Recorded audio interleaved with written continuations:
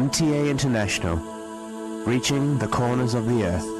مسلم television Ahmadiyya international کی یہ نشریات آپ کی خدمت میں لندن سے پیش کی جا رہی ہیں۔ اس وقت ہم سیدنا حضرت امیر المومنین خلیفۃ المسیح رابع ایدہ اللہ تعالی بنصر العزیز کا ایک تاریخی خطبہ جمعہ آپ کی خدمت میں پیش کر رہے ہیں۔ حبیبنا صلی علی محمد صلی علی حبیبنا صلی علی محمد صلی علی رسولنا صلی علی محمد صلی علی رسولنا صلی علی محمد صلی علی محمد صلی علی محمد لا إله إلا الله وحده لا شريك له وأشهد أن محمدا عبده ورسوله أما بعد فأعوذ بالله من الشيطان الرجيم بسم الله الرحمن الرحيم الحمد لله رب العالمين الرحمن الرحيم مالك يوم الدين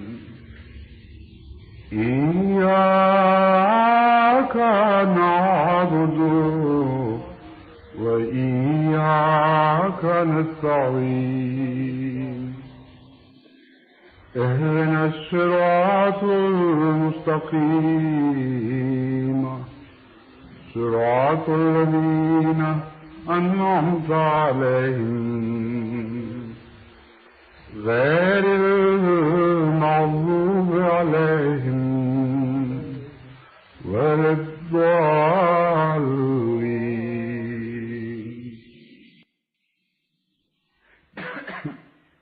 آج اللہ تعالیٰ کے فضل کے ساتھ جماعت احمدیہ جرمنی کا سالانہ جلسہ شروع ہو رہا ہے۔ عموماً تو دستور یہی ہے کہ جمعے کے دن جلسہ شروع ہوتا ہے، لیکن افتتاحی خطاب جمعے کے بعد اس مجلس میں ہوتا ہے جو خالصتاً جلسے کی غرض سے بلائی جاتی ہے۔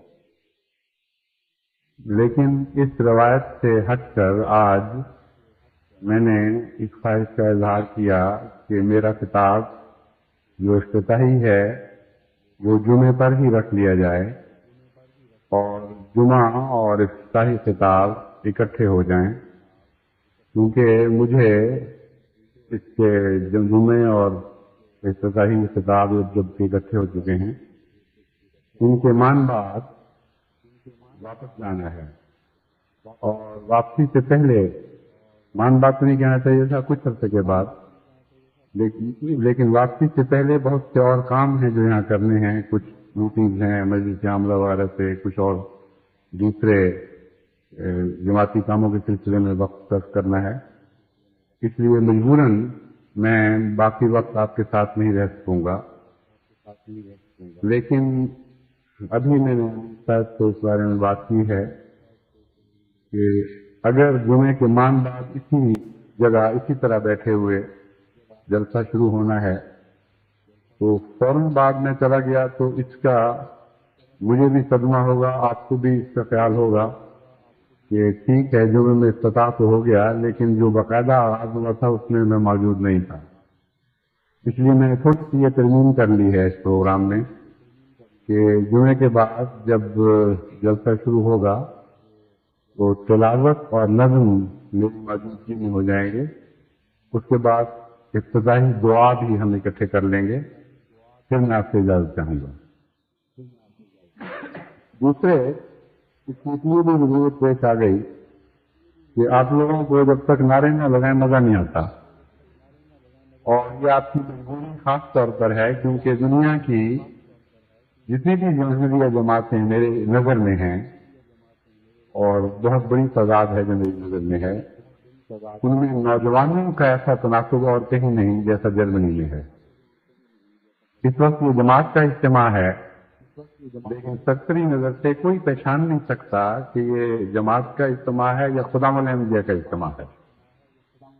اس پہلو سے آپ کا خون ماشاءاللہ گرم ہے، اور جلسے پہ نعرے لگانے کی عادت ہے، اور جمعے پہ نعرے لگا سکتے نہیں، منع ہے، اس لیے کچھ آپ کو خلا کا احساس رہ جانا تھا۔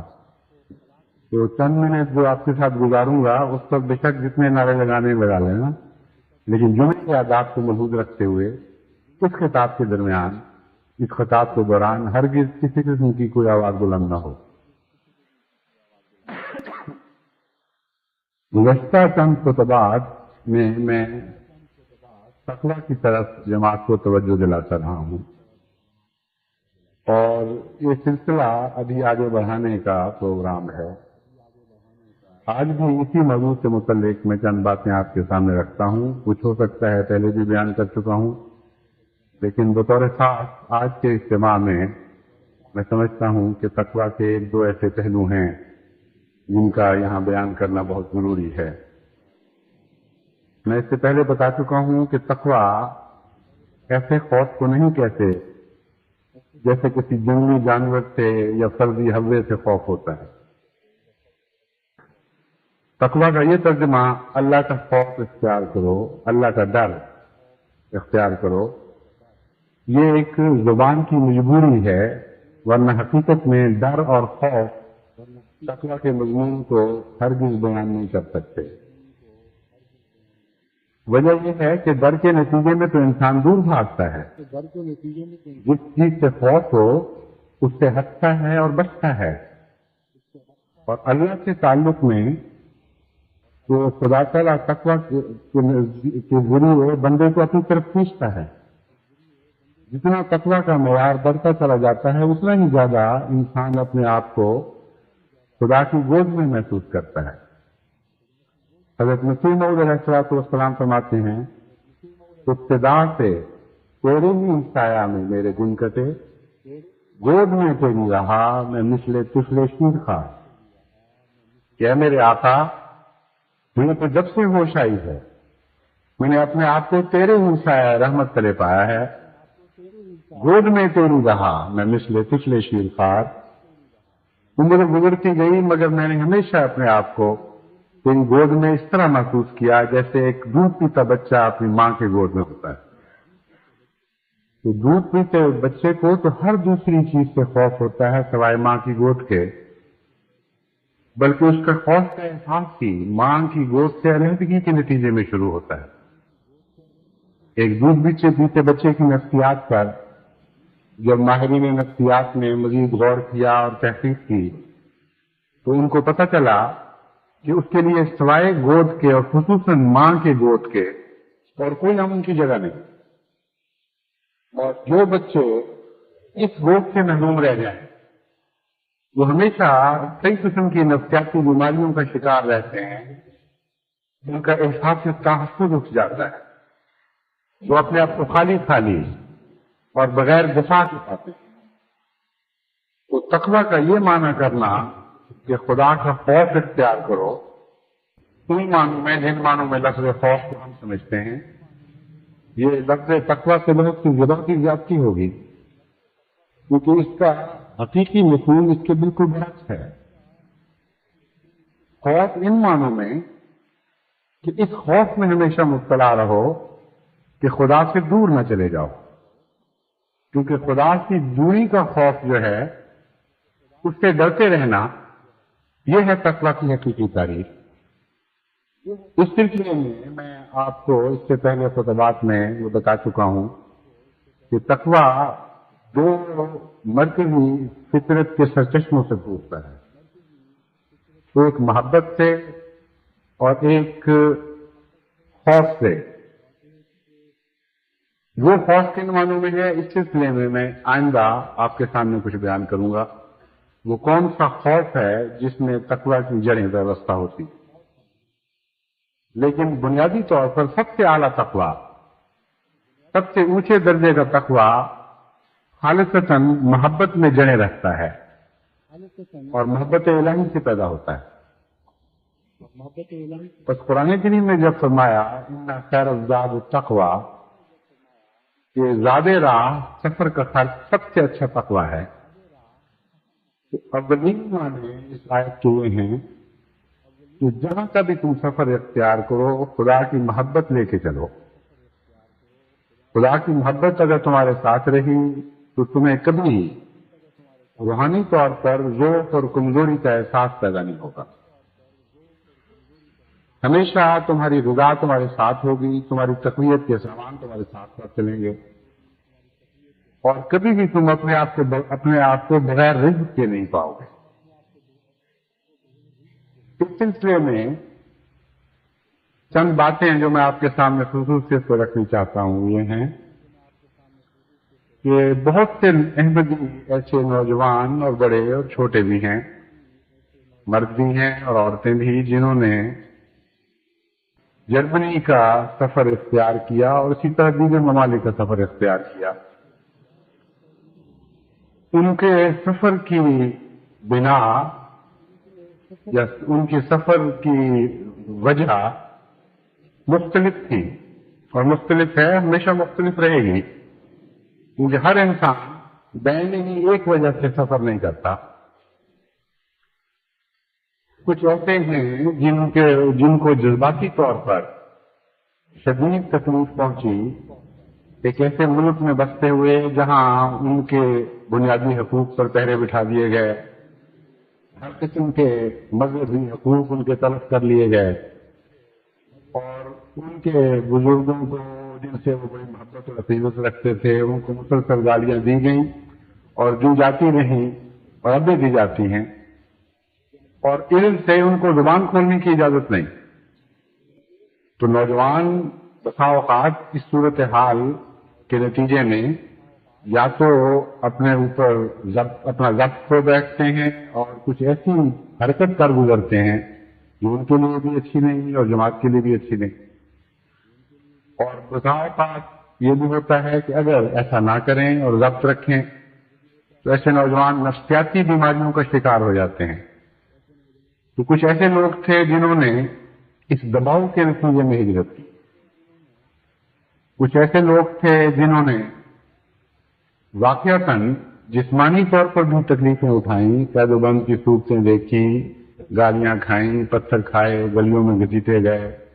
کلمہ پڑھنے کے جرم میں ان کو کئی قسم کی اذیتوں کا نشانہ بنایا گیا، اور اس لیے وہ اس لحاظ سے بھی ہجرت کے اہل ٹھہرے کہ باہر کی دنیا جن چیزوں کو دیکھتی ہے وہ ان کو دکھا سکتے تھے کہ ہاں دیکھو، اگر جسمانی اذیت ہی تمہارے نزدیک ہجرت کا حقیقی محرک بننی چاہیے تو ہم جسمانی اذیت کے نتیجے میں باہر آئے ہیں. لیکن یہ مطلب نہیں کہ ان کو روحانی اذیت نہیں تھی، یہ دونوں چیزیں اکٹھی تھیں. ایک طبقہ وہ بھی ہے، وہ بھی ہوگا، اور اگرچہ میں امید رکھتا ہوں کہ بہت تھوڑا ہوگا، کہ جنہوں نے محض اس صورتحال سے فائدہ اٹھانا چاہا ہوگا.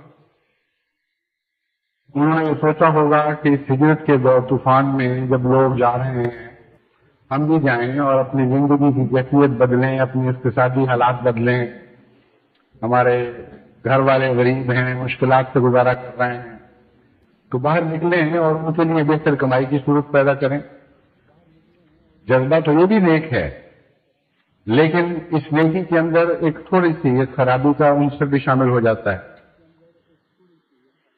جب وہ باہر جا کر کہتے ہیں کہ ہم اس وجہ سے نکلے تھے کہ جماعت احمدیہ کے ممبر ہونے کی وجہ سے ہماری زندگی وہاں اجیرن ہو گئی تھی، تو ایسے بھی آپ میں سے ہوں گے جو یہ بات درست نہیں کہتے. تکلیف تو تھی، لیکن تکلیف کی وجہ سے ہر شخص نے ہجرت نہیں کی. بعض ایسے بھی ہیں جنہوں نے محض اقتصادی فوائد کی خاطر ہجرت کی ہوگی. لیکن عمومی طور پر یہ بات کہی جا سکتی ہے، فردن کسی ایک شخص کے متعلق یہ کہنا جائز نہیں کہ فلاں شخص نے یہ حرکت کی ہے، لیکن جہاں تک ان لوگوں کا تعلق ہے جنہوں نے اس لیے ہجرت کی، وہ خود جانتے ہیں، ان کے دل گواہ ہیں، اور ان سے زیادہ اس صورتحال سے کوئی باخبر نہیں ہے۔ اس قسم کی ہجرت کرنے والوں میں ایسے بھی ہیں جو وہاں تقویٰ کے نسبتاً بہتر مقام پر فائز تھے، عبادتیں کرتے تھے، جہاں تک توفیق ملے نماز باجماعت بھی ادا کرتے تھے، نظام جماعت سے بھی تعلق رکھتے تھے، اور مالی اور دیگر قربانیوں میں جہاں تک توفیق ملتی تھی حصہ لیتے تھے، یا کم سے کم حصہ لینے کی حسرتیں ضرور رکھتے تھے۔ بہت سے ایسے تھے جو غربت کی وجہ سے مختلف قسم کی مالی قربانیوں میں حصہ نہیں لے سکتے تھے، مگر دل میں تمنا ضرور تھی، اور کچھ ایسے بھی ہیں جو وہاں جماعتی نقطۂ نگاہ سے اچھی زندگی نہیں گزار رہے تھے، نہ تو نظام جماعت کا فرق ہے، نہ عبادت کے لحاظ سے ان کی صورتحال تسلی بخش تھی، نہ ان کو دین سے کوئی طبی ایسی محبت تھی۔ ایسے بھی تھے جو ورثے میں احمدیت کو پانے والے تھے، لیکن ان کا اٹھنا بیٹھنا ایسے لوگوں میں تھا، ایسی غلط سوسائٹی میں تھا کہ کئی گندی عادتیں وہ ساتھ لے کر آئے۔ اب کئی قسم کے لوگ یہاں اکٹھے ہو گئے، نیت کے لحاظ سے بھی اور عملی حالت کے لحاظ سے بھی، لیکن جرمنی میں پہنچنے کے بعد جب آپ کو ایک غیر عمومی نظر سے دیکھتا ہے تو اس کو اس پس منظر کی تفریق کا علم نہیں، اس کو نہیں پتا کہ کون کس نیت سے وہاں سے نکلا تھا، کس حد تک اس میں خدا کا حصہ تھا، کس حد تک اس میں نفس کا حصہ تھا۔ وہ نہیں جانتا کہ کس معیار کا احمدی پاکستان سے چلا تھا، اعلیٰ اخلاقی قدریں لے کر وہاں سے نکلا تھا، یا اخلاقی قدروں سے محروم خالی ہاتھ وہاں سے نکلا تھا۔ ایسا تھا جو دنیا کے لحاظ سے تو محروم تھا لیکن دین کے لحاظ سے نہیں تھا، یا ایسا تھا کہ دونوں لحاظ سے اس کے دامن میں کچھ بھی نہیں تھا۔ اس لیے وہ عمومی طور پر جب آپ کا جائزہ لیتا ہے تو آپ کو جماعت کا نمائندہ اور جماعت کا سفیر سمجھتا ہے، اور یہاں آنے کے بعد آپ میں سے کچھ ایسے ہیں جو بدقسمتی سے کیونکہ وہیں سے کمزوریاں رکھتے تھے، یہاں آ کر نئی کمزوریوں کا بھی شکار ہو گئے۔ بہت سے ایسی برائیوں نے کھلے ہاتھی ان کا استقبال کیا جن کے تصور سے بھی وہاں وہ خوف کھاتے تھے، اور ذہن بھی نہیں کر سکتے تھے کہ سوسائٹی میں کھلم کھلا میں ایسی حرکت کر سکوں گا، لیکن یہاں کی سوسائٹی نے اپنے دروازے کھولے، ان کا استقبال کیا، برائیوں نے زیادہ استقبال کیا اور خوبیوں نے کم استقبال کیا۔ نتیجہ یہ نکلا کہ وہ لوگ جو کمزوریاں لے کر چلے تھے، یہاں آنے کے بعد اور بھی زیادہ کمزوریوں کا شکار ہو گئے، اور کیونکہ داغ زیادہ دکھائی دیتا ہے اور بے داغ حصہ کم دکھائی دیتا ہے، ایک سفید چادر پر اگر داغ پڑا ہو تو وہ بہت نظر کو برا لگتا ہے، فوراً پہلے داغ پر نظر جاتی ہے۔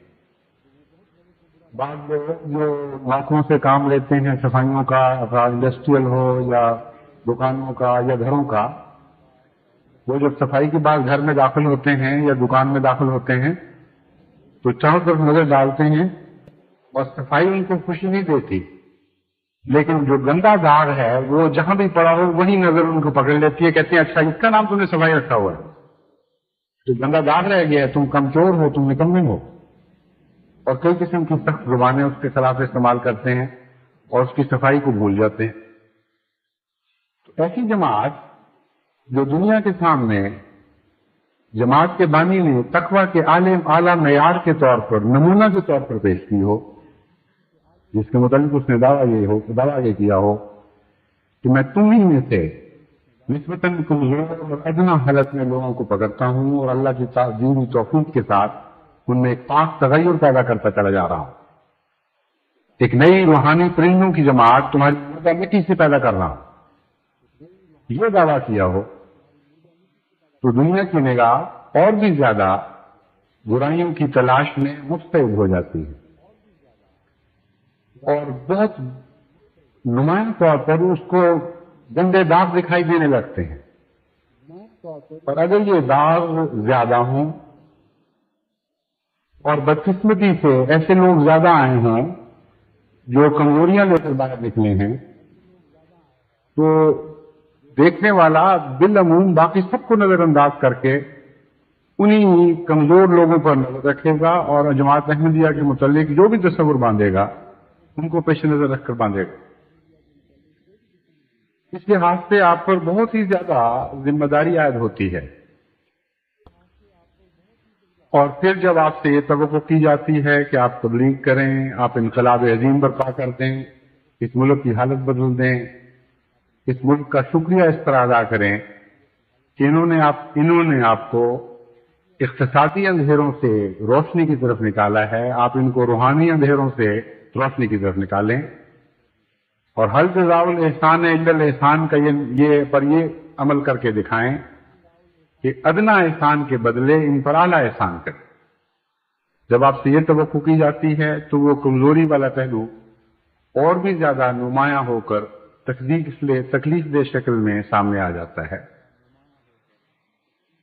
ان سب باتوں کا کیا حل ہے؟ ایک تو وہ حل ہے جو مسلسل جماعت میں جاری ہے، تنظیمیں کوشش کر رہی ہیں، کوئی لجنہ معاہدہ کام کر رہی ہے، کہیں اطفال الاحمدیہ، کہیں خدام الاحمدیہ، کہیں انصار اللہ، کہیں جماعت کا عمومی نظام ہے. اور یہ ایک بہت ہی لمبا کام ہے اور ہمیں جلدی ہے، ہمارا وقت تھوڑا ہے، ہمیں بہت جلدی انقلاب برپا کرنا ہے. ہم صبر سے انتظار نہیں کر سکتے کہ مدتوں کے بعد آہستہ آہستہ منج کر یہ لوگ صاف ہوں اور پاک ہوں. تو اس کا کیا حل ہے؟ اس کا سب سے اعلیٰ، سب سے اول اور سب سے آخر، سب سے نمایاں اور سب سے زیادہ مؤثر حل یہ ہے کہ آپ کو محبت الہی کے تقوی کی تعلیم دوں. آپ کو بتاؤں کہ سب بیماریوں کا حل ایک ہی ہے کہ ہر شخص کمزوری کی کسی حالت میں بھی ہے فوری طور پر اپنے رب سے محبت اور پیار کا تعلق پیدا کرنے کی کوشش کرے. یہ وہ تعلق ہے جس کے ساتھ کڑوی نصیحتیں شامل نہیں. یہ وہ تعلق ہے جس کے ساتھ نظام کی پکڑ شامل نہیں. یہ وہ تعلق ہے جس کے ساتھ کوئی تانامی بھی شامل نہیں، کوئی دنیا کی سزا کا اس میں دخل نہیں. ایک لمحہ آپ کی زندگی کا آپ کے اندر ایک عظیم روحانی انقلاب برپا کر سکتا ہے، اور وہ لمحہ اس فیصلے کا لمحہ ہے کہ آپ نے اپنے رب سے محبت کرنی، اس کی یاد کو دل میں بسانا ہے، زیادہ سے زیادہ اس کے قریب ہونے کی کوشش کرنی. اگر یہ لمحہ آپ کو نصیب ہو جائے تو خواہ آپ دنیا اور آخرت دونوں لحاظ سے خالی ہاتھ پاکستان سے چلے تھے، آپ کو دونوں جہان کی دولتیں نصیب ہو جائیں گی. نہ آپ کہیں دامن رہیں گے دنیا کے لحاظ سے، نہ آپ کہیں دامن رہیں گے آخرت کے لحاظ سے. اور وہی لمحہ محبت الہی کا لمحہ ہے جو دونوں جہان کی دولتیں نصیب کرنے والا لمحہ ہے. اسی لیے سب سے زیادہ زور قرآن کریم نے محبت کے تقویٰ پر دیا ہے، اور اسی لیے حضرت اقدس محمد مصطفیٰ صلی اللہ علیہ وآلہ وسلم کی زندگی میں بھی اللہ تعالیٰ سے تعلق، عشق کا تعلق، اللہ تعالیٰ سے تعلق کو آپ کے دشمنوں نے بھی عشق کے تعلق کے طور پر دیکھا. عرب جو آپ کے شدید دشمن تھے وہ بھی برائیوں کی تلاش میں اس سے بہت زیادہ تھے جتنا یہاں کا ماحول آپ کی برائیوں کی تلاش میں ہے. لیکن بڑی گہری نظر کے مطالعہ کے بعد اور بڑی گہری دشمنی کی نظر کے مطالعہ کے بعد انہوں نے یہ فیصلہ کیا کہ اشقا محمد الربا، ہمیں تو یہ پتہ لگ رہا ہے کہ یہ شخص محمد صلی اللہ علیہ وسلم اپنے رب کا عاشق ہو گیا. اور جب عرب اشقا کا لفظ ان معنوں میں بولتا تھا تو مراد یہ ہوتی تھی کہ عشق میں پاگل ہو گیا، دنیا و معافیہ کی ہوش نہیں رہی، سب کچھ گوا بیٹھا ہے، سوائے اللہ اللہ کے اس کو کچھ یاد ہی نہیں رہا اور کچھ اس کے اوپر کسی رنگ میں اثر انداز ہی نہیں ہوتا، صرف خدا کا تصور ہے جو اس کی زندگی پہ چھا گیا ہے. اسی مضمون کو قرآن کریم نے بیان فرمایا، لیکن بدقسمتی سے بعض لوگوں نے اس کو سمجھا نہیں اور اس کے غلط معنی کیے، جبکہ خدا نے فرمایا وَوَجَدَكَ ضَالًّا فَهَدَىٰ،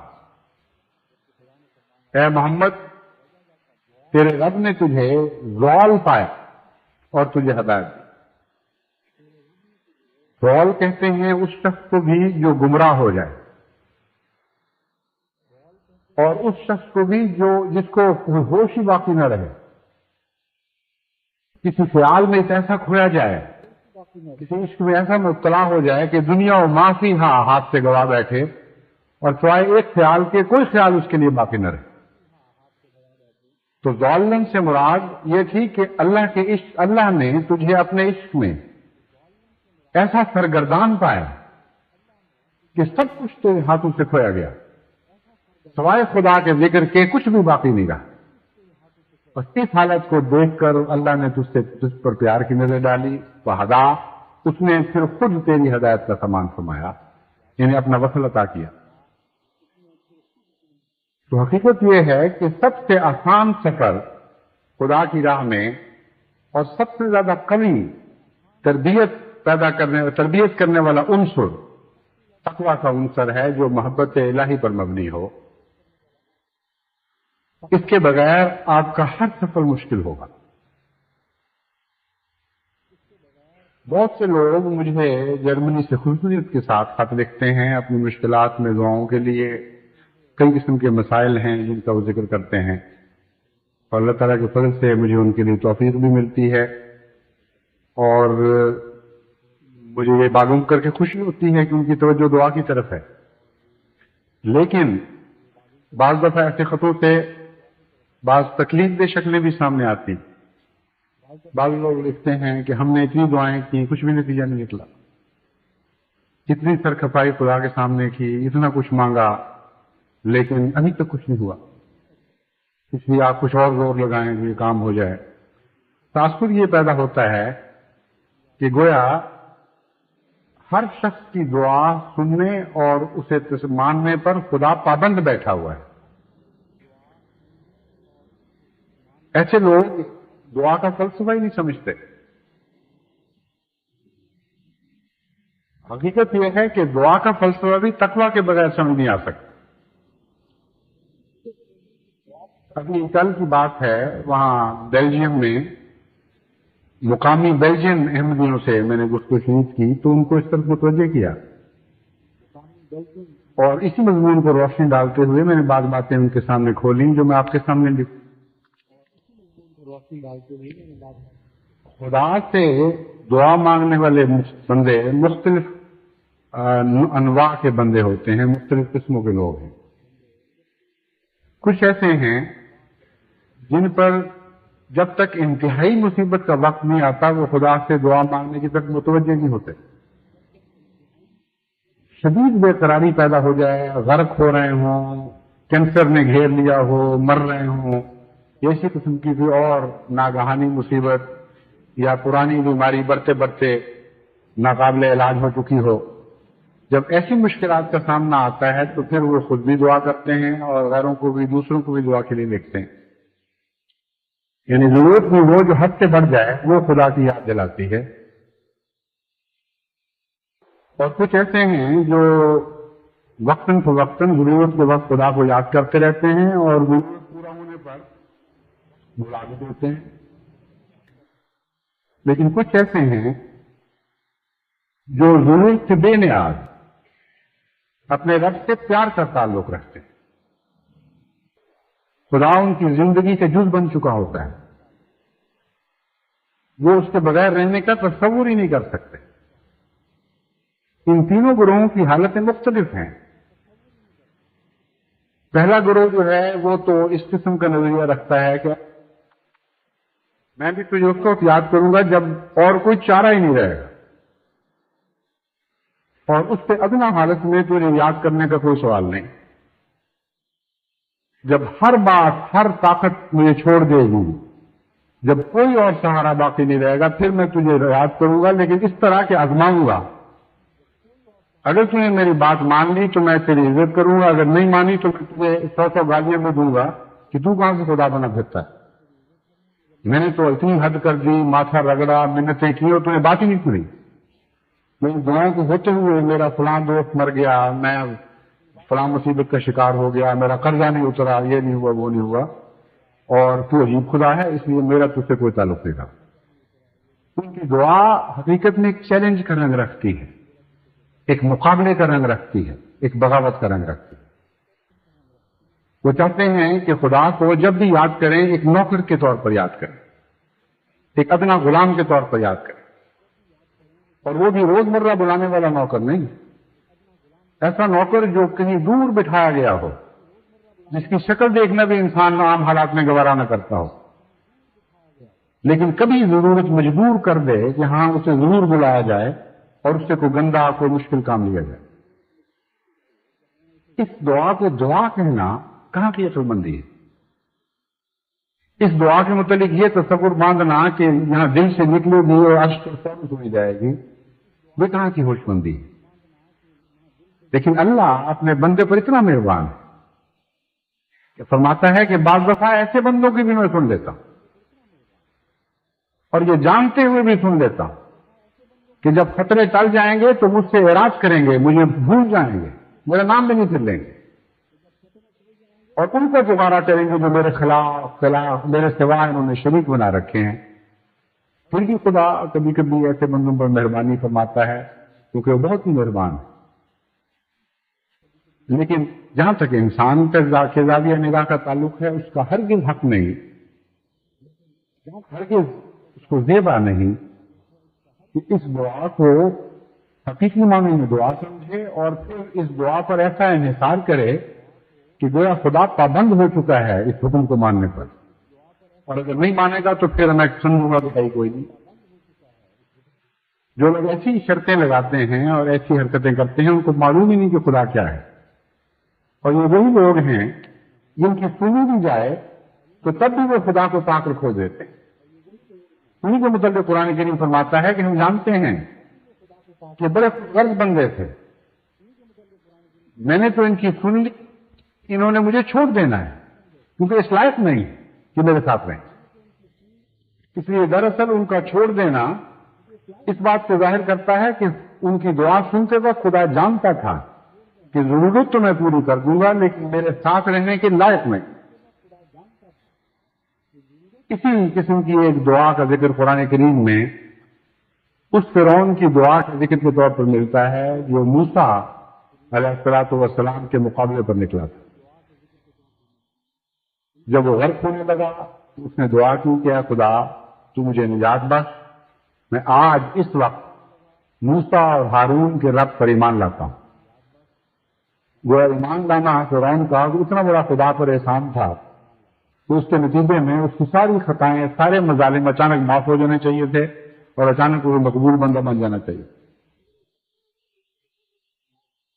اللہ تعالیٰ نے اس کا جو جواب دیا وہ یہ تھا الان، اب یہ معافی کا کون سا وقت ہے جب تم کچھ کر سکتے تھے میرے بندوں کے خلاف اور میرے پیاروں کے خلاف، اس وقت تم باز نہیں آئے. اب تمہیں طاقت کیا ہے؟ بے حیثیت لہروں کے تھپیڑوں کے رحم پر پڑے ہوئے اب تم معافی مانگ رہے ہو. اس معافی کی کیا معنی ہے؟ لیکن میں پھر بھی رؤوف الرحیم ہوں، میں تیرے بدن کو نجات بخش دوں گا، لیکن اس شرط کے ساتھ کہ تیری روح مردود ہے اور نامقبول رہے. تیری روح کی نجات کا میں کوئی وعدہ نہیں کرتا.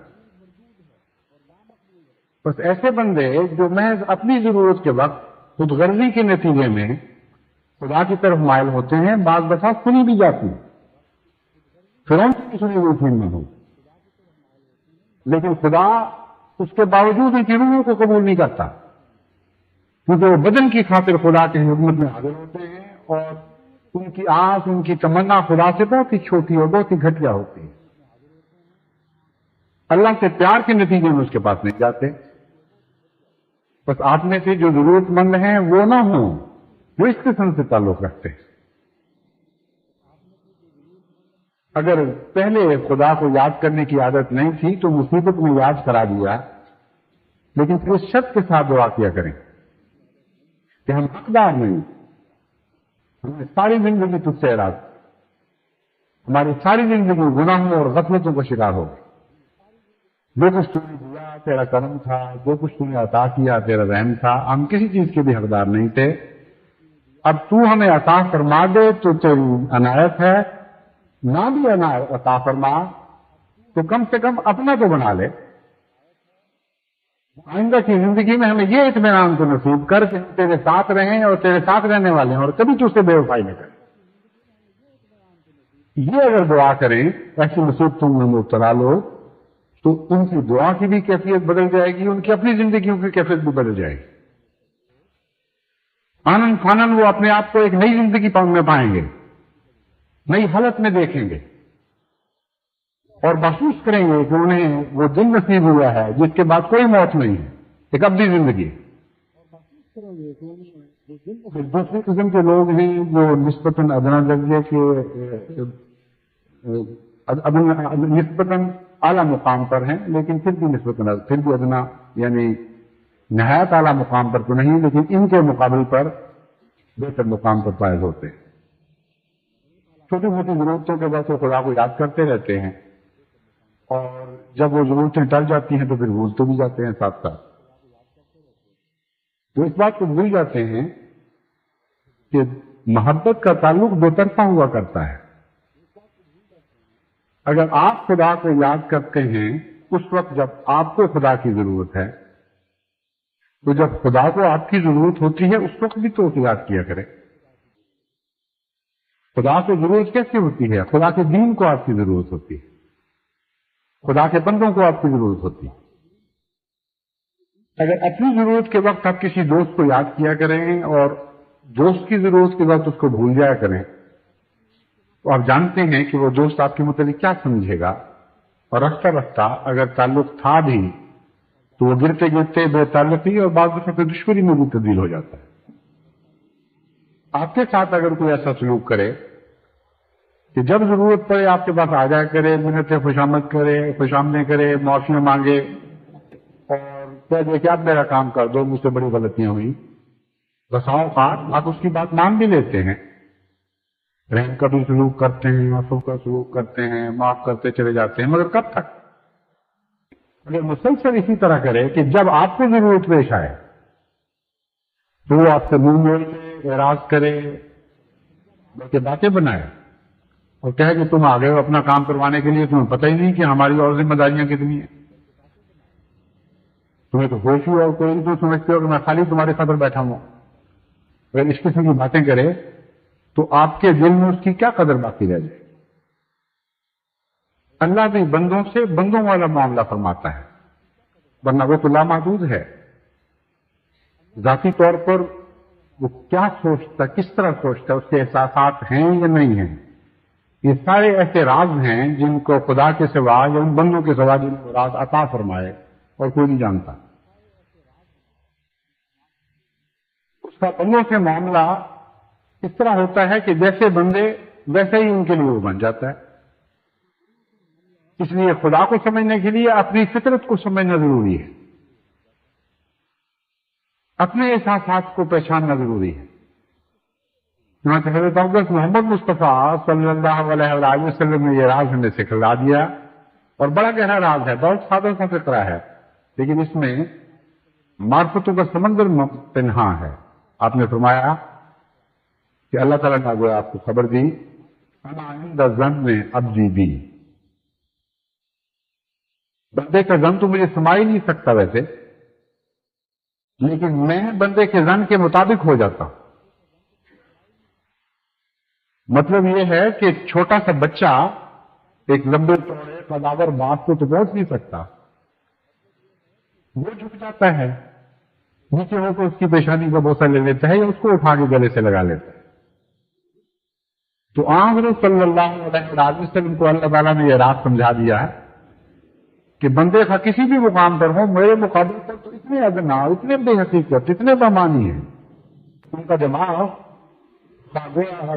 بظاہر آسمان کی چوٹیوں سے باتیں کرتا، لیکن میرے علم اور میرے سائنس اور میرے دیکھنے کے حکمت کے سچنے کے مقابلے پر ان سے کوئی نہیں ہے.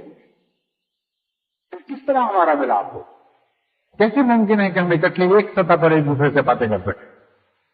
فرمایا انا عند ظن عبدی بھی، بندہ میرے مطابق نہیں ہو سکتا، میں بندے کے مطابق ہو جاتا ہوں. میں کہتا ہوں اچھا میں چھوٹا ہو جاتا ہوں تمہارے ساتھ، جس طرح ماں باپ چھوٹے سے بچے سے چٹنی باتیں شروع کر دیتے ہیں. یہ تو نہیں کہ ان کو باتیں کرنی بھول جاتی، یہ ان کی عظمت کا اظہار ہوتا ہے، ان کی چھوٹے پن کا اظہار نہیں ہوتا. جس زبان میں بچہ ان سے باتیں کرتا ہے اسی زبان میں وہ اس سے باتیں شروع کر دیتے ہیں. اگر وہ چھوٹے قد کا ہے تو نیچے جھک جائیں گے، اگر وہ لیٹا ہوا ہے تو وہ گھوڑے میں سر رکھ کے اس سے پیار کریں گے. لگنے کے جس سے پیار ہو اس کے مطابق ہونے کی انسان کوشش کرتا ہے. تو ایسے اللہ تعالیٰ نے بھی یہ راز سمجھایا کہ میں بندے کے مطابق ہو جاتا ہوں. اس لیے خدا کو سمجھنے کے لیے اپنی فطرت کا مطالعہ کریں، اپنے جذبات اور احساسات اور اپنے احساسات کے رد عمل کو جانچیں. پھر آپ کو معلوم ہونا شروع ہو جائے گا کہ آپ سے خدا کیا توقع رکھتا ہے اور آپ کو خدا سے کیا توقع رکھنی چاہیے. اگر روزمرہ کی زندگی میں کوئی ایسا شخص آپ کو ملتا ہے جو ضرورت کے وقت دوست بن جاتا ہے اور ضرورت رفع ہونے پر آپ سے استغنا اختیار کرتا ہے، منہ موڑ لیتا ہے، پرواہ نہیں کرتا آپ کی، تو آخر کب تک آپ اس سے پیار کا سلوک کریں گے؟ ایک وقت ایسا آئے گا کہ آپ اس کی شکل دیکھنے کے لیے وفادار نہ رہیں. اس لیے اللہ تعالیٰ بھی پھر آخر ایسے بندوں کو چھوڑ دیا کرتا ہے. اگر نہیں چھوڑا تو غنیمت ہے. ابھی اپنی حالت میں تبدیلی پیدا کریں اور کوشش کریں کہ وہ وقت جب خدا کو آپ کی ضرورت ہوتی ہے اس وقت خدا کے بن کے دکھائیں. حضرت صلی اللہ علیہ وسلم نے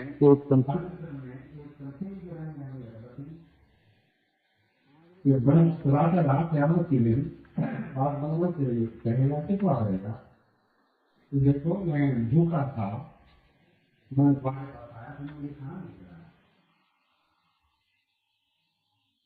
میں چاہتا تھا اور میں بہت مسائل نہیں کریں گے، میں نے وہ کام نہ پوچھا اور وہ تمہارے پاس آیا مدد کے لیے، میں نے مجھے پانی نہ پوچھا اور میں ننگا تھا اور تمہارے پاس میں کپڑوں کے لیے آیا تم نے مجھے کپڑے نہ دیے. تو وہ بندہ عرض کرے گا کہ اے کائنات کے مالک تو نے ہمیں پیدا کیا، ہر چیز تیری ہے، تیری طرف لوٹ کر آتی ہے. یہ کیسے ممکن ہے کہ تو بھوکا ہو اور میں جو حقیر اور غریب اور اپنا آدمی اپنا کچھ بھی نہیں رکھتا میرے پاس سے بھوک مٹانے کے لیے آئے؟ کیسے ممکن ہے کہ تجھے پیاس لگی ہو اور میرے پاس پانی مانگنے کے لیے آئے جبکہ میں خود تیرے پانی کا محتاج ہوں؟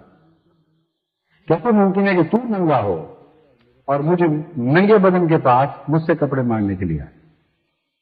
اللہ تعالیٰ فرمائے گا ہاں ایسا ہی تھا جب میرا بھوکا بندہ تیرے پاس حاضر، بھوک سے بےتاب تھا، وہ میں ہی تھا جو تیرے پاس بھوک مٹانے کے لیے آیا. تو نے میرے بندے کی پرواہ نہیں کی، تو نے مجھے رد کر. جب میرا پیاسا بندہ تیرے خدمت میں حاضر ہوا پیاس مٹانے کے لیے تو اس سے درخواست لے کر اور تو نے اسے پانی نہ پوچھا تو گویا میں ہی تھا، میں تیرے پاس آیا تھا، تو نے مجھے پانی نہیں پوچھا. اور جب میرا ننگا بندہ کوئی سردیوں میں چکرتا ہوا یا دھوپ چلاتی دھوپ میں بے قرار ہوتا ہوا تیرے پاس آیا، مجھے ٹنگ ڈھانپنے کے لیے کچھ دے دو، اور تم نے اسے کچھ نہیں دیا، تو میں ہی تھا. اس حدیث میں بہت گہرائی ہے، حیرت انگیز وسعت ہے.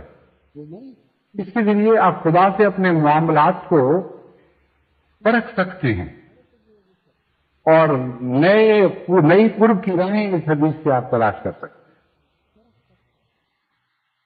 اور باتوں کے علاوہ اس سے یہ معلوم ہوتا ہے کہ جتنا آپ سے خیال ہے اس سے بہت زیادہ خدا کو آپ سے پیار ہے۔ ایک بھوکے بندے کو اپنا آنا کہہ دینا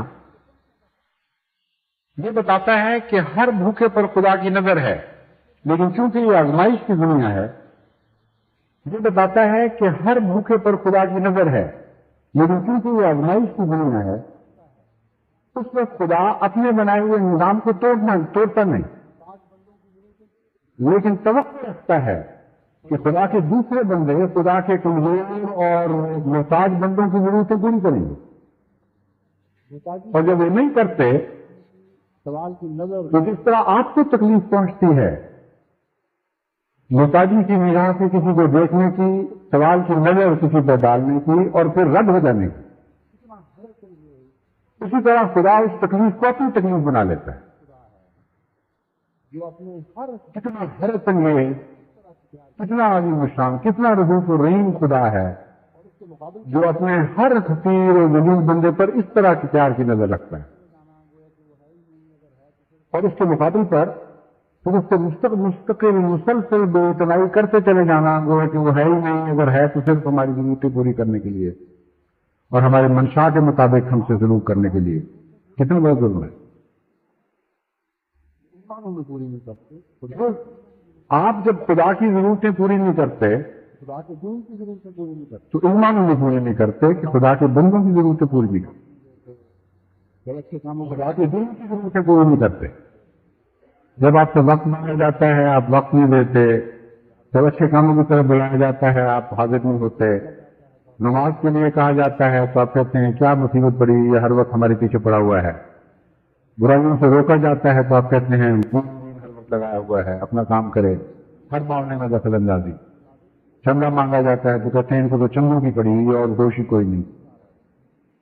درحقیقت اس حدیث کے مطابق اب ہر دفعہ ایک ادنا معمولی نظر آنے والے بندے کو نہیں ٹھکرا رہے ہوتے کہ خدا کو ٹھکرا رہے ہوتے، اور پھر توقع رکھتے ہیں کہ جب آپ خدا کو اپنی مدد کے لیے بلائیں تو وہ دوڑتا ہوا غلاموں کی طرح آپ کے سامنے حاضر ہو جائے۔ وہ خدا نہ ہوا، وہ تو الہدین کا جن بن گیا کہ جب بھی لیمپ کو رگڑا اسی وقت وہ جن حاضر ہوا، اس نے کہا جو کام مجھ سے کروانے کے بعد۔ اللہ تعالیٰ کی عظمت کو پہچانیں اور اس سے پیار کا تعلق اس وقت قائم کرنے کی کوشش کریں جب خدا کو آپ کی ضرورت ہے۔ وہ پیار کا تعلق ایسا ہے جو خدا کبھی نہیں بھولتا، اور وہ پیار کا تعلق ہے جو آپ کی بہن کو تقویت بخشتا ہے، جو ایسے اس دوسری حالت سے جس قدر جلد ممکن ہو اس تیسری حالت میں داخل ہو جائیں، یعنی ہر وقت خدا سے محبت میں زندہ رہنا سیکھ لیں، ہر وقت آپ کی نگاہ اس بات پر لگی رہے کہ میں کس طرح اپنے آقا کو خوش کروں، حالت میں ہر وقت اپنے آپ کو پاؤں، مجھے اس کی ضرورت ہو یا نہ ہو، میں ایسی حالت میں ہر وقت اپنے آپ کو پاؤں کہ جو خدا کی ضرورتوں کی تلاش میں میں اپنے نفس کو اس طرح پیش کروں کہ اے خدا مجھے تو اس میں یہ بات میں لطف آتا ہے کہ تیری دین کی تیرے بندوں کی کوئی ضرورت ہو اور میں تیری خاطر اسے پورا کر رہا ہوں۔ اس مقام کو قرآن کریم ابراہیمی مقام کہتا ہے۔ وہی مقام ہے جب ترقی کرتا ہے تو محمدیت کے مقام پر فائز ہو جاتا ہے، کوئی مقام نہیں۔ جب خدا نے کہا تو آپ ابراہیمی مقام سے سفر شروع کریں۔ جب خدا نے کہا اسلم قال اسلمت لرب العالمین، اے ابراہیم اپنے آپ کو میرے سپرد کر دے، میرا ہو جا، تو عرض کیا اسلمت لرب العالمین، اے خدا میں تو پہلے تیرا ہو چکا، میں تو پہلے بھی تیرا ہوں، اس لیے اس کی سوا اور میں کیا کر سکتا ہوں۔ رب ارنی مناسکنا وتب علینا، اے خدا تیرا تو ہوں لیکن کچھ قربانیاں تو لے ہم سے، قربانی کرنے کا لطف تو آئے، یہ یقین تو دل میں ہو کہ ہاں میں واقعتاً تیرا ہو چکا ہوں. ارے نہیں منافقن، ارے نہ منافقن، ہمیں ہماری قربان گاہی دکھا، وہ مواقع عطا فرما کہ ہم تیری خدمت کریں اور پھر لطف محسوس کریں کہ ہاں ہم سچے تھے، اپنے عہد میں سچے تھے. وہ مقام ہے جو مستقل خدا کے ساتھ رہنے کا مقام ہے، جس کے بعد برائیاں خود بخود جھڑتی ہیں، وہاں رہ نہیں سکتی. دیکھیں اگر آپ بیماری کی حالت میں ہوں گے تو اس وقت جسم کا رد عمل اور طرح کا ہوتا ہے. جب آپ صحت کی حالت میں ہوں تو جسم کا رد عمل اور طرح کا ہوا کرتا ہے. ایک تھوڑا اگر ابھی کچا ہو، زخمی ہو، ایک بچہ اس سے جتنا چاہے چھینتا چلا جائے وہ خون اس پہ پھر آنا ہی آنا ہے. وہ آتا چلا جائے، وہ چھینتا چلا جائے گا، وہ خون آتا چلا جائے. لیکن اگر وہ بھر جائے، اگر اس مقام کو صحت نصیب ہو تو آپ چھینے نہ چھونے، وہ خون جسے ہم پنجابی میں کہتے ہیں ڈھکنا کا بن جاتا ہے تو سب ہو جاتا ہے. اور چاہے اس کو روک کے رکھیں تو نہیں روک کے رکھ سکتے. گناہوں اور صحت مند بدن کی ایسی ہی مثال ہے. خدا کی محبت وہ صحت بخشتی ہے، وہ تقویٰ عطا کرتی ہے، جس کے نتیجے میں زخم بندے ہونے شروع ہو جاتے ہیں اور گناہوں کے چھتر خود بخود جسم کو چھوڑتے چلے جاتے ہیں. آپ چاہیں بھی تو وہ چمٹ نہیں سکتے کیونکہ آپ کا بدن ان کو چھوڑ رہا ہے، ان کو مزید چمٹنے کی اجازت نہیں دیتا. اور بغیر کسی تکلیف کے بلکہ خوشی اور لذت کے احساس کے ساتھ گناہ جھڑتے ہیں. سب سے آسان، سب سے زیادہ مفید، سب سے زیادہ دیر پا بلکہ سب سے زیادہ وفادار ہمیشہ ساتھ رہنے والا نسخہ یہی نسخہ ہے کہ محبت پر بنا کرنے والا تقویٰ حاصل کریں، اللہ تعالیٰ سے پیار حاصل کریں، اختیار کریں اور اس کے وفادار بنیں. اس وقت خدا کی خدمت میں حاضر ہوں جب آپ کو کوئی طلب نہ ہو اور کوئی تمنا نہ ہو، کچھ مانگنے کی خواہش نہ ہو. اگر اس وقت آپ خدا کی ضرورت کے لیے فکر مند ہوں گے اور خدا کے دین کے لیے اپنے آپ کو مستعد پائیں گے تو سوچے تو صحیح کہ آپ کا دوست جو آپ سے اس طرح کا سلوک کرتا ہے اس کے لیے آپ کیا جذبہ محسوس کرتے ہیں. ایسے بھی بعض دوست ہوتے ہیں جو کبھی اپنی ضرورت کے لیے نہیں آتے، وہ جب آتے ہیں آپ کی ضرورت کی خاطر آتے ہیں. رات کو آئیں گے، دروازہ کھٹکھٹائیں گے کہ شور کی آواز سنی تھی، ہمیں خیال پیدا ہوا کہیں کوئی دشمن تو نہیں آیا، کوئی چور تو نہیں آیا، بچے کی آواز آئی تھی اس کو تکلیف تو نہیں، ہمیں حکم دیں، ہم ڈاکٹر کے پاس جاتے ہیں. کئی ایسے دوست ہوتے ہیں دنیا میں بھی جو ہر وقت دوستوں کی ضرورت پر دھیان رکھتے اور ہمیشہ اس دھیان میں فکر مند رہتے ہیں. جب بھی ملتے ہیں آپ کی خاطر آپ کو ملتے ہیں. اب سوچیں کہ اگر کبھی ان کو ضرورت پڑے تو کیا آپ کے دل میں ان کے لیے بے اختیار محبت کا جذبہ نہیں موجود ہوگا؟ کیا آپ کے دل میں اپنا سب کچھ قربان کرنے کے لیے آمادگی نہیں پائی جائے؟ یقیناً اگر انسانی قدریں آپ میں زندہ ہیں تو ہی آپ اس سے سلوک کریں گے، بلکہ آپ کوشش کریں گے کہ آپ بھی اس پر نظر رکھیں، اس کی ضرورت پر نظر رکھیں، کیونکہ آپ جانتے ہوں گے کہ اس نے مجھ سے کچھ نہیں کہنا. تو بعض بندے اسی طرح مجسم دعا بن جایا کرتے ہیں. حضرت مسیح موعود علیہ السلام فرماتے ہیں کہ اس وقت خدا ان پر نظر رکھنے لگتا ہے. دعا منہ سے اٹھنے سے پہلے خدا ان کی ضرورتوں پر نگاہ کرتا ہے. جب وہ سو رہے ہوتے ہیں تو ان کے لیے جاگ رہا ہوتا ہے، جو دشمن سے غافل ہوتے ہیں تو دشمن ان پر نگاہ کر رہا ہوتا ہے، کیونکہ انہوں نے اپنے معاملے میں خدا تعالیٰ کے ساتھ راست بازی کا معاملہ کیا اور وفا کو انتہائی مقام تک پہنچا دیا. کوئی راست بازی کا معاملہ کرنے والا خدا سے بڑھ کر کوئی وفادار نہیں، خدا سے بڑھ کر کوئی راست بازی کا معاملہ کرنے والا نہیں. آپ ایک دفعہ خدا سے اس قسم کا معاملہ کریں، خدا 10 دفعہ 1000 دفعہ انگنت دفعہ اسی قسم کا معاملہ اس سے بہت بڑھ کر شان کے ساتھ آپ سے کرتا چلا جائے. یہاں کا کوئی تصور تقویٰ کا سودا تو حاصل کا سودا ہے. ریا کا کوئی تصور اس سودے میں نہیں پایا جاتا. حاصل ہی حاصل ہے, کچھ بھی آپ گوا نہیں سکتے. جتنا آپ کھوتے چلے جائیں گے بظاہر, اس سے بے انتہا زیادہ آپ کو عطا ہوتا چلا جائے گا. اس لیے بجائے اس کے کہ خوش نصیحتوں کے ذریعے وہ نظام جماعت کی مسلسل محنت اور کوشش کے ذریعے ہم یہ انتظار کریں کہ کب آپ کی حالتیں بدلیں, کب آپ روحانی لحاظ سے دینی لحاظ سے ترقی کرتے ہوئے اس مقام پر پہنچیں کہ باقی دنیا کے لیے روشنی کا مینار بن جائیں. میں نے سوچا کہ یہ نسخہ آپ کو بھی جو نام کام کرتا ہے, جو پھل کے لیے سالوں کا انتظار نہیں کیا کرتا, اس گھوڑے کے درخت کی طرح ہو جاتا ہے جس نے مدتوں اس بات کا انتظار نہیں کیا کہ کب یہ درخت جوان ہو, کب وہ جوان ہو اور پھر اس کو پھل لگے. بلکہ جیسا کہ آپ نے بارہا اس واقعہ کو سنا ہوگا, ایک مسلمان بادشاہ ایک دفعہ ایک سفر پر جا رہا تھا, اس کے ساتھ ایک وزیر تھا, اور اس نے اپنے وزیر کو یہ حکم دے رکھا تھا کہ جب بھی میں سفر پہ جاؤں میری شان کے مطابق کچھ اشرفوں سے بڑی تھیلیاں ساتھ رکھ لیا کرو, تاکہ اگر مجھے کوئی بات پسند آئے اور میرا انعام دینے کو دل چاہے تو میری شان کے مطابق کوئی انعام ہو جو میں کسی خوش کرنے والے کو دے سکوں. مطلب اس کا دستور یہی تھا, جب بھی سفر پہ جاتا تھا وزیر اس قسم کی تھیلی میں ساتھ رکھ لیا کرتا تھا. ایک موقع پر سفر کرتے ہوئے اس کا ایک بوڑھے کسان کے پاس سے گزر ہوا جو کھجور کے پنیری لگا رہا تھا, ایک جگہ سے کھجور کے چھوٹے چھوٹے پودے منتقل کر رہا تھا دوسری طرف, اور بڑی عمر کا تھا.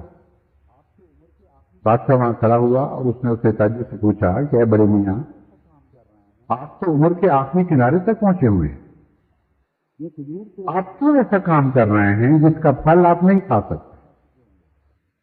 یہ کھجور تو 9 سال یا 10 سال کے بعد کہیں پھل دے گا, اس وقت تک آپ مر چکے ہوں گے, کیوں اپنے محنت ضائع کر رہے ہیں؟ تو بوڑھے نے جواب دیا کہ بادشاہ سلامت, میرے بڑوں نے جو پھل لگائے, درخت لگائے تھے, میں نے ان کا پھل کھایا.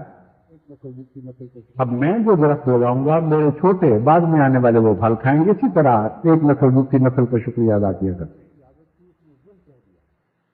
یہ بات بادشاہ کو اتنی پسند آئی کہ جیسا کہ اس کی عادت تھی اس نے ضرور کہہ دیا کیا ہو, بہت عمدہ. اور وزیر کو حکم تھا کہ جب وہ یہ کہے تم فوراً ایک تھیلی اشرفوں کی اس کو پیش کر دو.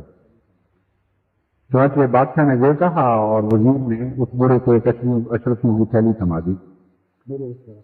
بوڑھے نے جواب دیا کہ واہ بادشاہ سلامت, کیا شان ہے میرے اس درخت کی کہ دنیا کے درخت تو 9-10 سال انتظار کرتے ہیں پھل کا, میرے اس درخت نے تو ابھی پھل دے دیا.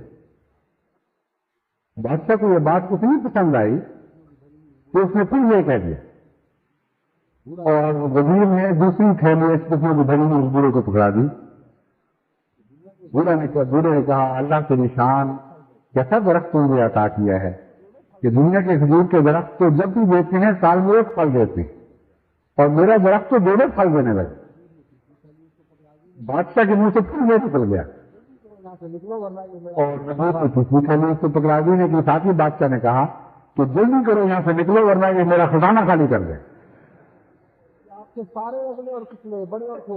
لیکن میں آپ کو یقین دلاتا ہوں کہ آپ کے سارے اگلے اور پچھلے, بڑے اور چھوٹے, ساری زندگیاں نسل بغیر نسل ایسے اعمال کرتے رہے جن پر خدا ذہن کہتا رہے, تو تب بھی قیامت تک اور قیامت کے بعد تک بھی خدا کے خزانے خالی نہیں ہو سکتے. وہ جگہ چھوڑ کے جانے والا نہیں ہے, وہ احسان کرنے والے سے بے وفائی کرنے والا نہیں. اب جتنا ہم ایک عمل کرتے چلے جائیں گے خدا اور خدا کے فرشتے کرتے چلے جائیں گے, اور آپ پر لابھ اتنا ہی انعامات کی باتیں ہوتی چلی جائیں. یہ وہ درخت ہے جسے قرآن کریم شجرۃ طیبہ کہتا ہے. ایک نے اسے لہا من کل حین باذن اللہ. یہ آیت ہے آیت شاید میں صحیح پڑھی نہیں گئی مگر مضمون اس کا یہی ہے. لیکن اوپر کل حین باذن اللہ باذن رب. رہا کل عظیم بین سے رب رہا، یہ ایسا شجرہ طیبہ مومنوں کو خدا عطا فرماتا ہے کہ وہ ہر عام پھل دیتا چلا جاتا اور موسم سے انتظار نہیں کرتا۔ رب رہا آسمان سے خدا یہ کہتا ہے، حکم دیتا ہے، تب اس کو پھل لگتا۔ تو دیکھیں گے کہ فرضی کی سمجھ میں آپ کو بتا رہا ہوں، قرآن کریم میں اس درخت کا ذکر ہے اور فرماتا ہے کہ ہر لمحہ جو پھل دینے والا ایک درخت ہے جو قرآن تمہیں عطا کرتا ہے، نیک اعمال کا شجرہ طیبہ ہے جس پر حکم خدا کے حکم کے سوا پھل نہیں لگتا، جو کچھ ملتا ہے آسمان سے آتا ہے اور خدا اس حکم کو دیتے دیتے تھکتا نہیں۔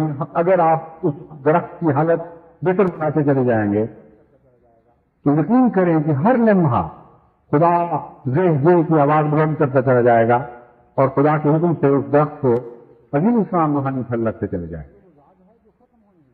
بس تقویٰ کی زاد راہ لے کر چلیں، یہ وہ زاد ہے جو ختم ہونے میں نہیں آتی۔ باقی جتنی پھیلیاں ہیں اس سفر کی خوراک کی وہ تو خالی ہوتی چلی جاتی ہیں، جتنا لمبا سفر ہوتا چلا جاتا ہے اتنی پھیلی سکڑتی چلی جاتی، اور اس موقع پر آپ کہہ سکتے ہیں کہ ہمارا زاد راہ ختم ہو گیا۔ مگر کیا شان ہے قرآن کریم کی، کیسا زاد راہ ہمیں بتایا کہ جو ختم نہ ہونے کی بجائے بڑھتا چلا جاتا ہے اور اس تھیلی کا بوجھ محسوس نہیں ہوتا۔ اس تھیلی کا بوجھ لے کر آپ نہیں چلتے، آسمان سے ضرورت کے مطابق ہر وقت اس کو پھل ملتا چلا جاتا ہے۔ پہلے اگر یہ لے کر نہیں بھی چلے تھے تو اب یہ پکڑ لیں، یہ ایک نہ ختم ہونے والی رزق کی تھیلی ہے جو دنیا کے رزق سے بھی تعلق رکھتی ہے اور روحانیت کے آسمانی رزق سے بھی تعلق رکھتی ہے۔ اگر آپ تقویٰ کے ذریعے اس زندگی کا سفر شروع کر دیں، اگر پہلے نہیں بھی تھا اب شروع کر دیں، تو دیکھیں گے کہ آپ کی بھی حالت بدلنی شروع ہو جائے گی اور آپ کے ماحول، آپ کے گرد و پیش کی حالت میں بھی ایک عظیم انقلابی تبدیلی ہونے لگ جائے گی۔ تبلیغ کی طرف میں آپ کو توجہ دلاتا ہوں، تبلیغ کے لیے سب سے زیادہ ضروری چیز تقویٰ ہے۔ میں خدا ہوں تقویٰ سے یعنی اس یقین کے ساتھ کہ خدا سے مجھے پیار ہے، میں خدا کا ہوں۔ تقویٰ سے یعنی اس یقین کے ساتھ کہ خدا مجھ سے پیار کرتا ہے، آپ کو اتنی عظمت نصیب ہوتی ہے، آپ کی بات میں اتنی قوت پیدا ہو جاتی ہے کہ دیکھنے والا نہ سمجھنے کے باوجود جانتا ہے کہ ایک مختلف بات ہے، عام باتوں سے ایک الگ بات ہے، اس میں ایک بڑا وزن محسوس ہوتا ہے، ایسے شخص کا چہرہ بدل جاتا ہے اور اس کی باتوں میں ایسا اثر پیدا ہوتا ہے کہ مجبور ہو کر لوگ اس کی باتوں پر کشاں کشاں اس کی طرف چلے آتے ہیں، ان کے لیے چارہ نہیں رہتا کچھ اور خصوصاً اس سوسائٹی میں جس میں آپ نے خدا کی طرف بلانا ہے، جہاں تک عقل کا تعلق ہے، ان کی عقلیں آپ کو کسی حالت میں بھی کم نہیں، بلکہ عقل کے سفر میں یہ آپ سے اتنا آگے بڑھ چکے ہیں کہ بعض حالتوں میں سینکڑوں سالوں کا فاصلہ آپ کو دے گئے۔ ان کی صنائی، ان کا سائنس کا ہر شعبے کا اتنا تیزی سے آگے آگے بھاگ رہا ہے کہ مشرق سے آنے والے اگر اپنی پوری قوت کے ساتھ بھی ان کی پیروی کریں تو ان کے کندھے کے ساتھ کندھا ملانے کی طاقت نہیں پاتے، پیچھے پیچھے آئیں گے۔ اس لیے یہاں اس دنیا میں اس میدان میں آپ ان کو کیا سکھا سکتے ہیں؟ کچھ بھی نہیں۔ آپ تو بکاری بن کے آئے، بکاری بن کے ہی رہیں گے، اگر دولت کے بکاری نہیں تو علم کے بکاری بنے رہیں گے، اور ان سے سیکھے بغیر آپ کی نہیں، سارے مشرق کی حالت اب نہیں بدل سکتی، کیونکہ بہت بڑا فاصلہ دے چکے ہیں آپ۔ ہاں ایک میدان خالی ہے اور تقویٰ اور محبت الہی کا میدان ہے، اور یہ علم کی بجائے یہ ان کو عطا کرے، اور یہ اتنا بڑا احسان ہوگا کہ ساری عمر کی کمائیاں، ساری زندگی کا ماحصل بھی آپ کے قدموں میں ڈال دیں تو اس احسان کا بدلہ نہیں اتار سکتے، کیونکہ مخلوق کے بدلے آپ خالق ان کو دے رہے ہیں، بدلے آپ ان کو روحانیت عطا کر رہے ہوں۔ لیکن اگر آپ خدا والے ہوں گے تو پھر یہ آپ کی بات کا ان پر اثر ہوگا کہ یہ یقین کریں گے کہ ہاں اس کے ذریعے مجھے خدا مل سکتا ہے. اگر خالی ذہنی چلاکی سے کام لیں گے یا دلائل کے درسے پر آپ ان کو فتح کرنے کی کوشش کریں گے، کچھ دیر یہ بات سنیں گے اور کچھ دیر کے بعد نیند اور کے دوسری طرف چلے جائیں گے. ہو سکتا ہے آپ سمجھتے ہوں کہ ان پر اثر پڑ گیا، لیکن خالی باتوں کا کوئی اثر نہیں پڑا کرتا. اتنا اثر بہرحال نہیں پڑتا کہ اپنی زندگی کی حالت بدل دیں.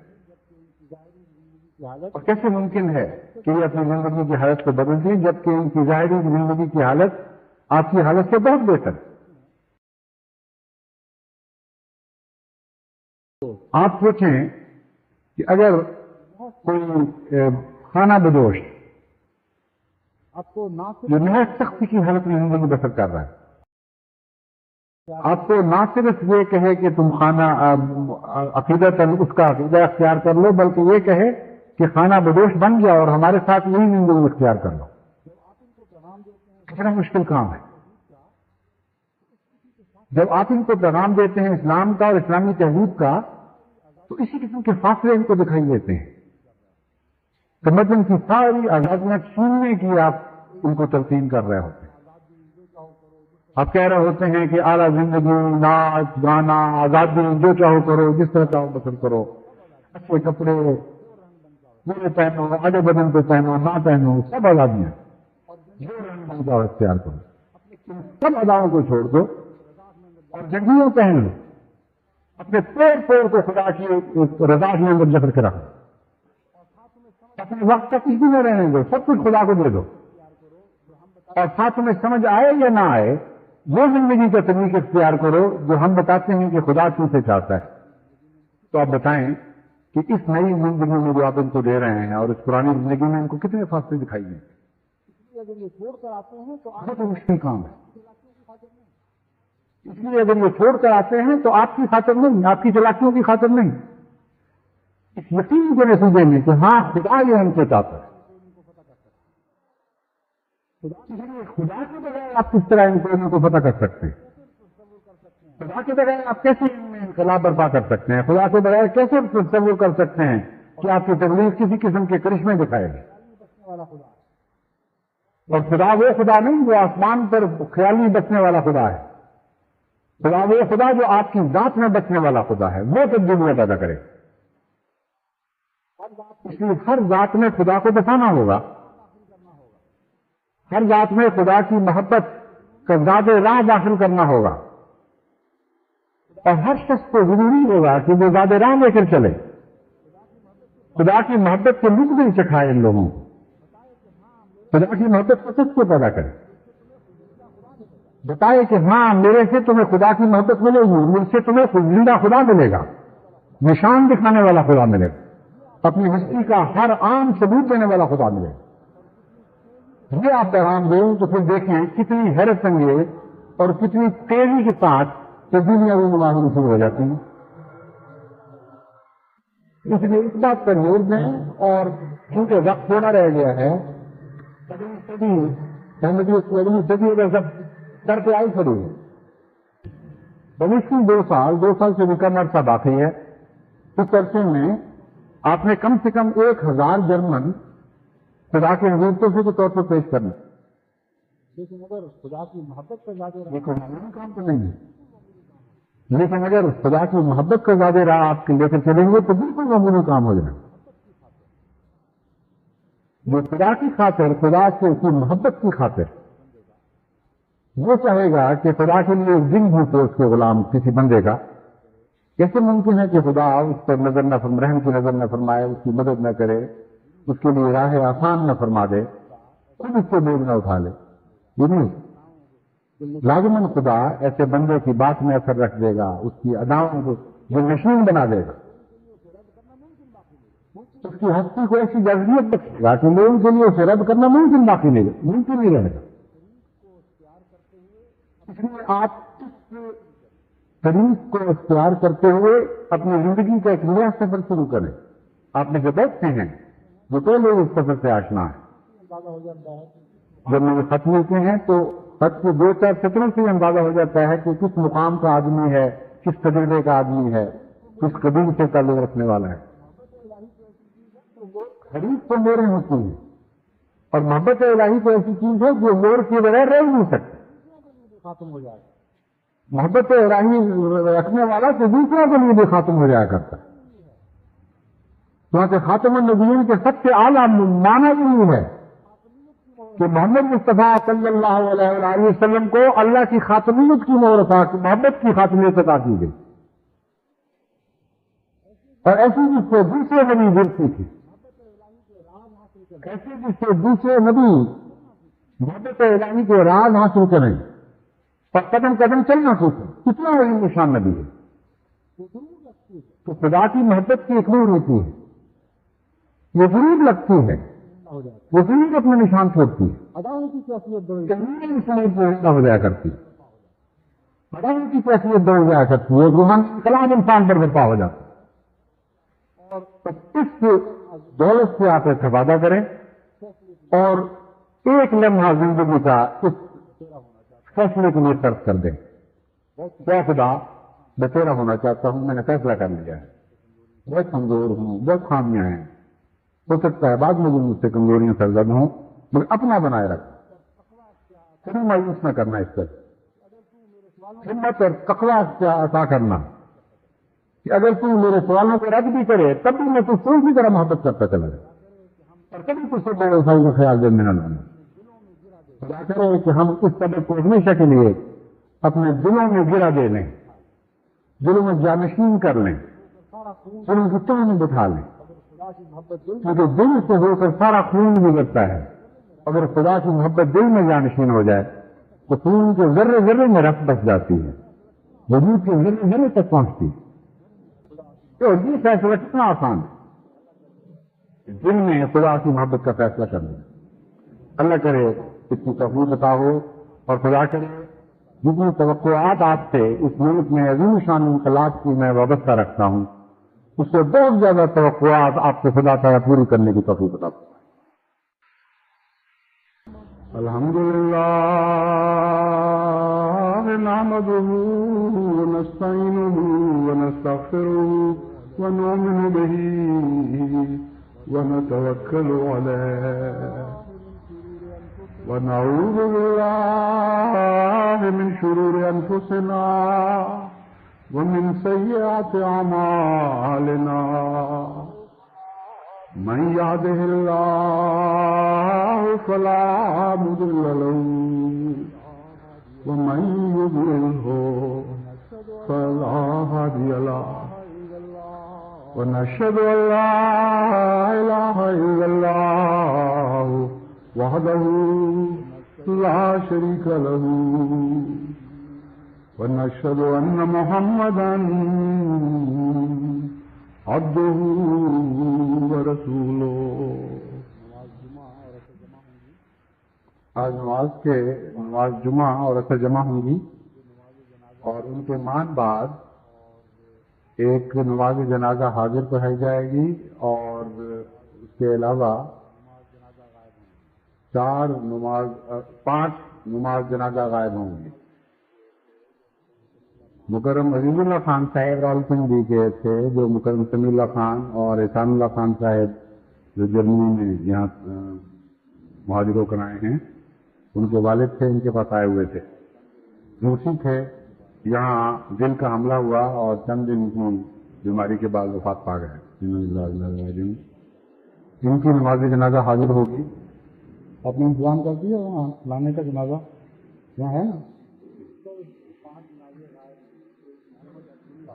دوسرے 5 جنازے غائب ہیں. ایک محمد عبداللہ ابو لطفی صاحب، عمر 86 سال، فلسطین کے ابتدائی احمدیوں میں سے تھے. مولانا جلال الدین شمس رضی اللہ تعالیٰ عنہ کے زمانے میں احمدی ہوئے. اور مکرم عثمان محمد عودہ صاحب جو تبادیل جماعت کے سیکرٹری تبشیر ہیں، ان کے والد تھے. ایک شیخ مشتاق احمد صاحب و شیخ شبیر احمد صاحب کی والدہ محترمہ کا جنازہ ہے. یہ مردان، یہ ویسے تو پنجاب کا خاندان ہے لیکن بہت مدت سے مردان میں آباد ہوا اور بہت بڑے سخت ابتلاؤں میں سے، خصوصاً حالیہ گزشتہ ابتلا میں اس خاندان کو بہت تکلیفوں کا سامنا، بہت آزمائشوں کا سامنا کرنا پڑا، لیکن ان کی والدہ بڑی بزرگ، بہت مخلص تھیں، اور یہ ان کی ہی نیک دعائیں اور نیک تربیت کا نتیجہ تھا کہ ان بچوں کو خدا کی فضل سے بہت ہی مشکل مقابلہ، حالات کا مردانہ وار مقابلہ کی توفیق ملی ہے۔ ان کی وفات ہو گئی ہے، اللہ ان کا سایہ اٹھنے کے بعد بھی ان کو اپنے فرضوں کے سایہ سے محروم نہ رکھے، اور اسی طرح استقامت بھی عطا فرمائے اور مشکلات بھی حل کرے، اور ان کی مرحومہ والدہ کو درجات بلند فرمائے۔ ایک ہمارے ناظر صاحب بیت المال قادیان مکرم مولوی عبدالقدیر صاحب درویش، جو ابتدائی درویشوں میں سے تھے، وہ پاکستان تشریف لائے ہوئے تھے، پاکستان آ رہے تھے، دل کا حملہ ہوا اور چند دن کے بعد اسی سے ان کی وفات ہوئی۔ ایک جنازہ چودھری غلام قادر صاحب چیمہ، چک کراسی فتح، ضلع بہاولپور کا ہے، یہ بھی قادیان کے درویش مظفر اقبال صاحب کے دادا تھے، انہوں نے ان کے لیے نماز جنازہ غائب درخواست کی۔